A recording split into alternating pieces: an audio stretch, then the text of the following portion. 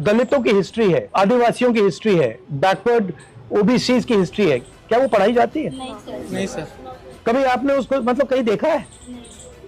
Sir अभी recently कांचा इलैया का कुछ रीडिंग था, उसको ड्यू से डिस्कार्ड कर दिया। Why is 90% history not in our books? Why is only 10% history in our books? Why is it not written, for example, in our history books that for 3,000 years Dalits have been treated like dirt, have not been respected, have not been given any space in society? Why is it not written in our books that for thousands of years the people who were called Shudras and Ati Shudras were not allowed to own property? Why is that not written in our books? Now I can understand if there is a community that is 5% of the country and they do not have access to corporate India, they do not have access to, अगर आपने कहा कि हाँ भैया India में ये छोटी सी community है, इसको एक्सेस नहीं मिलेगा, मैं समझ सकता हूँ, बट 90% को एक्सेस नहीं है. What is going on? So this what you are seeing here is the tip of the iceberg. There's nothing.